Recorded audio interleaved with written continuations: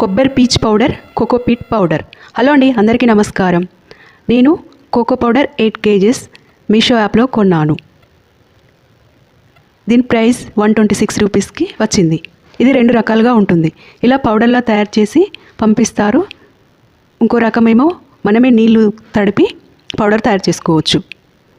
ఇది ఇలా తీసుకురాగానే మట్టిలో కలిపి మొక్కలు నాటుకోవచ్చు. ఇలా ఉందండి విడిగా. ఇది నేను కొద్దిసేపు ఆరబోసి పక్కకు పెట్టుకున్నాను. నేను మొక్కలు కొంచెం వేశాను. నేను మొన్ననే కదా మొక్కలు నాటింది, అందుకని నేను మొక్కల ముందు కొంచెంగా వేశాను. నేను ఎప్పుడైనా మళ్ళీ న్యూ మొక్కలు నాటినప్పుడు మట్టిలో కలిపి మళ్ళీ నాటుకుంటాను. చూడండి, ఇలా వేసి మొత్తం స్ప్రెడ్ చేసుకున్నాను. వీటికి నీళ్ళు వేస్తే అదే మొత్తం కలిసిపోతుంది. మట్టి గుల్లగా ఉండడం వల్ల వేర్లు అనేవి తొందరగా స్ప్రెడ్ అయ్యి మొక్క బాగా ఎదుగుతుంది, పచ్చగా బాగుంటుంది. ఇది నేను మొన్న గోరింట నారు, బంతి నారు, సీతజడ నారు వేశాను కదా, ఆ నారు ఇప్పుడు 3 inches అలా వచ్చింది. నిన్న నైట్ వర్షం పడింది ఇక్కడ, అందుకని ఈరోజు నేను వీటిని నాటుతున్నాను.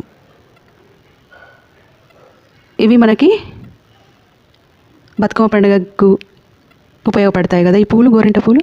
ఈ బంతి పూలు ఏమో బతుకమ్మ పండుగకి, దీపావళికి, సంక్రాంతికి అలా ఉపయోగపడుతూ ఉంటాయి. వీటిని అన్నీ తీసి నేను చక్కగా నేలపైన నాటుకున్నాను. వీటికి రోజు నీళ్ళు ఇస్తుంటే అవే చక్కగా ఎదుగుతాయి, పూలు ఇస్తాయి.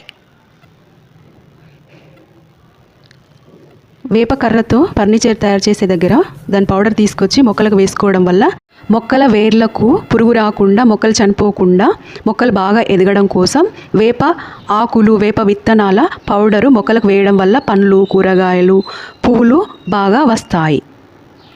నేను ఈరోజు ఇలా అన్ని మొక్కలు నాటుకున్నాను.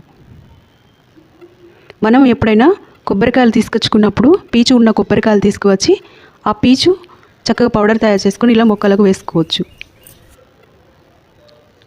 మళ్ళీ సపరేట్గా కొనకుండా చక్కగా ఉంటుంది.